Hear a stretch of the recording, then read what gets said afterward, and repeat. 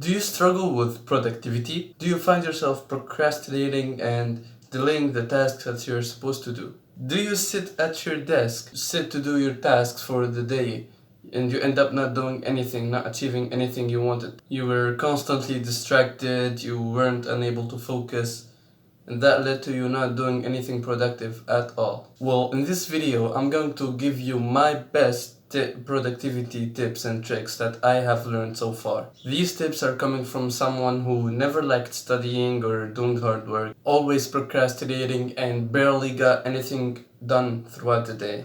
But now I am someone who goes to school for 8 hours every day, sleeps for 9 hours during the night.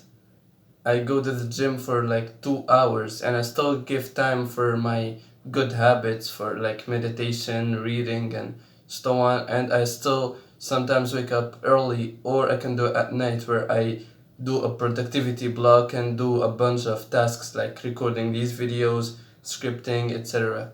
All this while feeling completely fulfilled and enjoying it. And I truly believe that you can relate to how I was as well. And by the way, I've been on this productivity season for like how much? Like it's start of October. It's almost like 2 months I've been on this. I've been on this grind.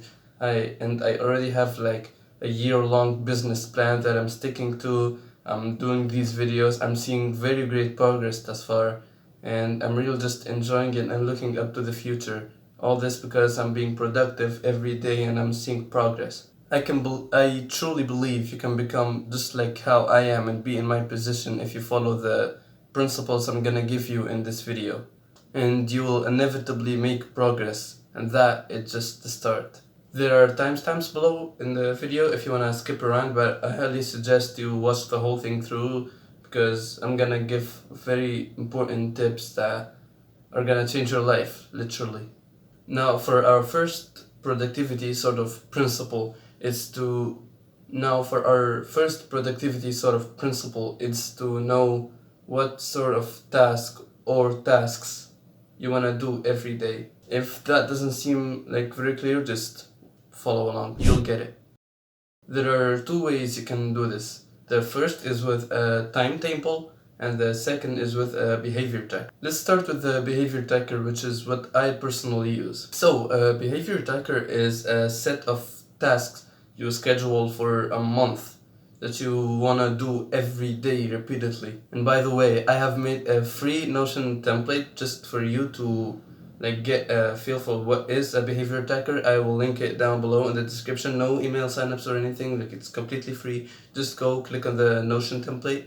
It will open as a page in the browser. Just go to the right hand side. I think it's this. Just go to the right hand side of the page and click duplicate. You'll get your own version of the page. You can edit it, etc. The one I made is kind of general for anyone starting self-improvement, so like just meditation, gratitude, and exercising, and something else I forgot. That one is kind of basic, so I use another one for myself. So I'm gonna show you right here, wait.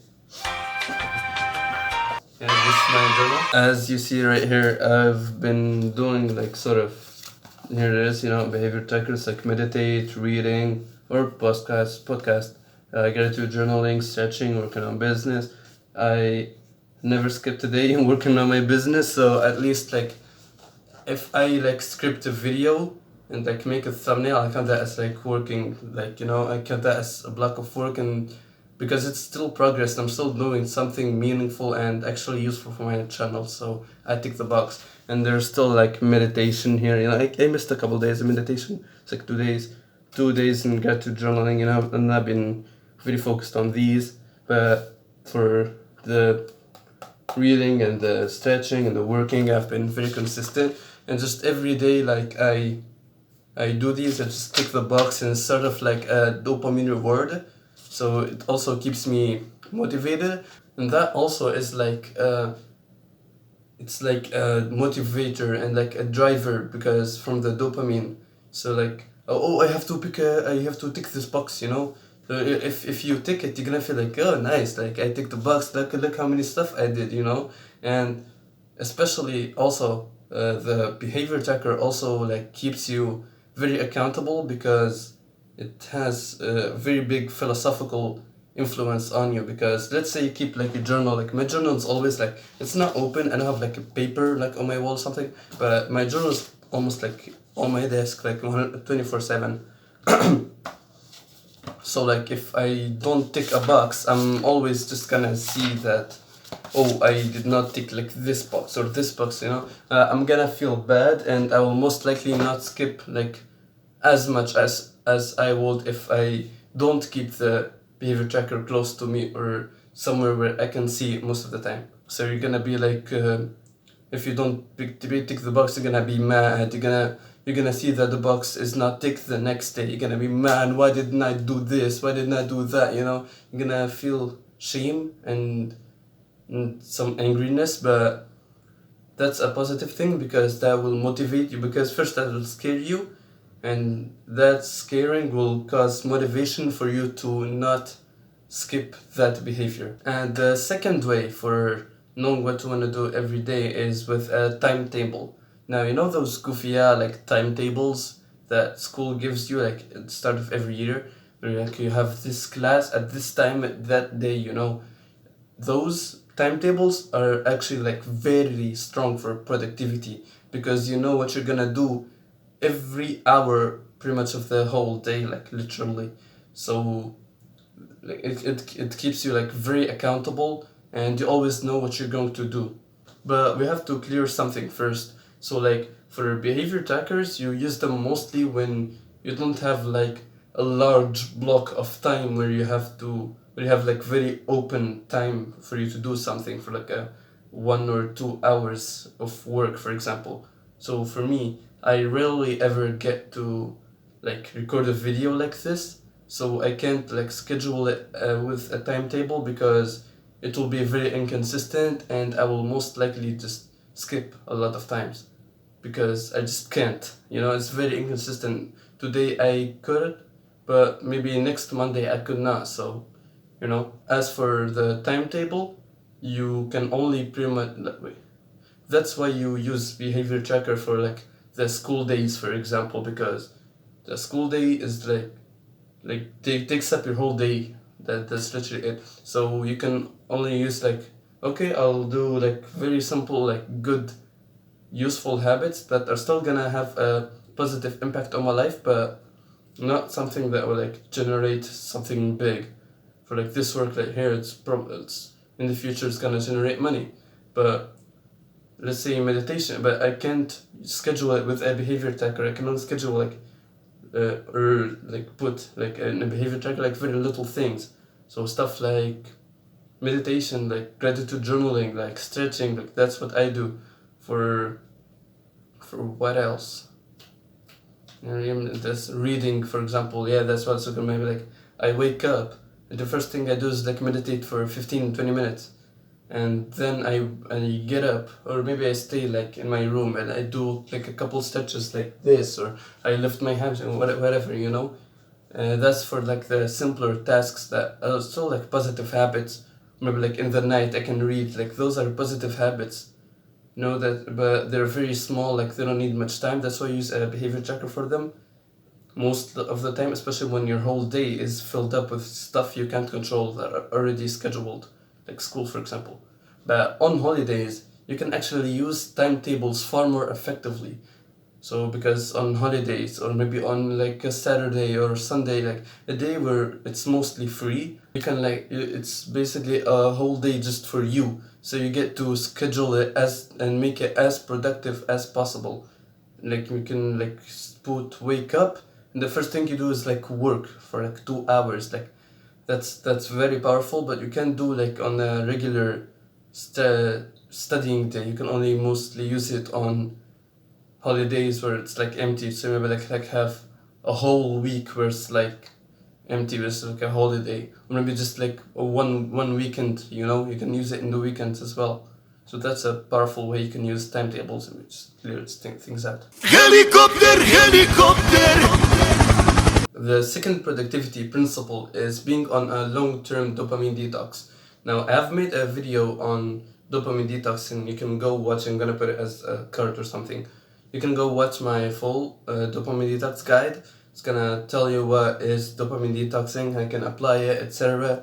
You know, stuff like that, the habits you can include. But I will like touch briefly on it because it's like I have to talk about it, you know. So for short, dopamine detox is reducing the instant gratification habits like scrolling on social media, wasting time, etc., and replacing them with useful positive habits like reading, meditating, exercising, and so on. This like fixes your focus because you're like when you use social media, for example, you keep scrolling, you hurt your attention span. And with like something like meditation, you know, like with meditation, you're gonna be mindful. You're gonna fix your focus. You're gonna be focused on the present moment, and always gonna be mindful and not like thinking somewhere. You know, you're always gonna be like right there instead of scrolling like mindlessly, like literally without a brain. And it's also gonna improve your mental capacity. And so like these two, like focus, mental capacity,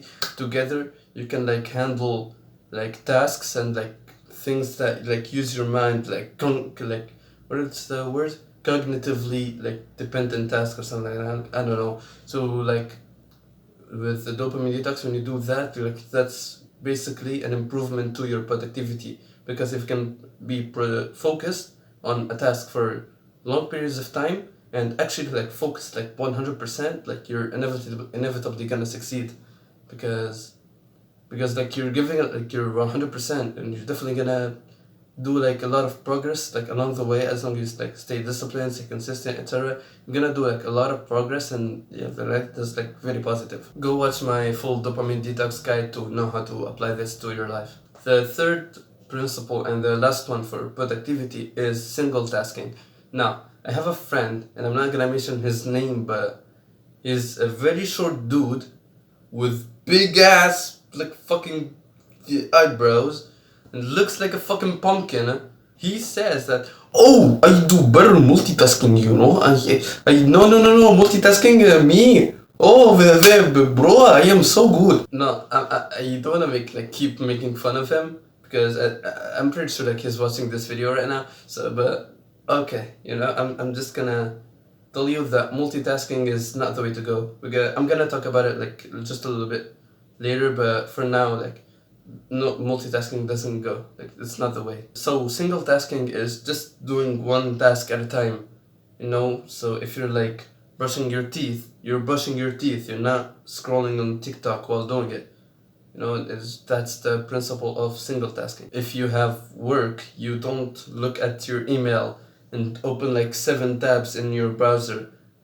Maybe like while you're like using, I don't know, if you're like editing with, I don't know, you're editing like a video on Adobe Premiere, for example, you don't open like your email to check your emails and open Instagram to see like whether you're talking with someone, you know. Just edit, you know. That's like the most fundamental rule of like productivity. Here is where like using like a dopamine detox and having like no distractions, etc., this is where it really shines. How many times in your life did you have the experience where you're like doing something, you're thinking about something, and you're saying something else? Maybe like you're doing work, you're thinking of a helicopter and talking to a friend saying like kabichi kamomo.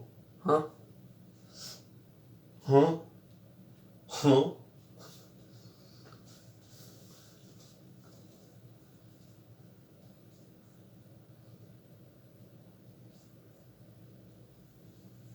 Or you could be like watching a YouTube video, also thinking about a helicopter,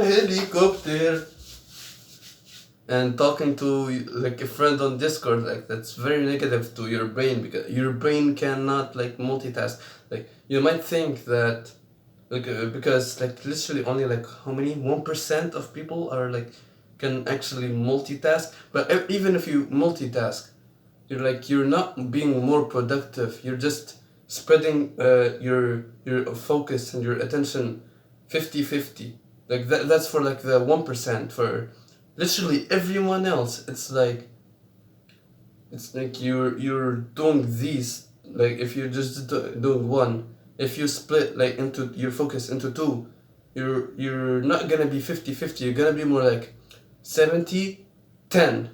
Like 20% is literally lost. It's like because it's getting sapped away by distractions, because you might have like another browser open, you might have like a paper on your screen, you go like this, like this, like this, you're looking away, you know, you're being distracted. Like single tasking, like when you single task, because you have no distractions, you will have no thoughts, you're just gonna have you and the task literally in front of you. You will get into a flow state, and you know, like when you get into a flow state, you're speed running through things. Like you're gonna have no thoughts, you're gonna be like significantly more productive. So just like, okay, imagine with me right now, imagine like close your eyes.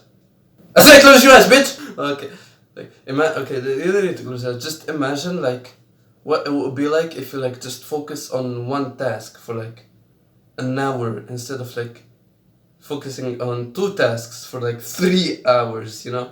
Like it's a significantly, like it's like a very big effect, you know. So you gotta take your chance. Like if you can give like a high leverage task, like you're 100% focused, like, you're gonna achieve so much, especially when you get like into a flow state. So by multitasking, by the way, you just hinder your productivity and your focus, and you'll most likely like either not achieve anything at all, or like achieve like something very minimal.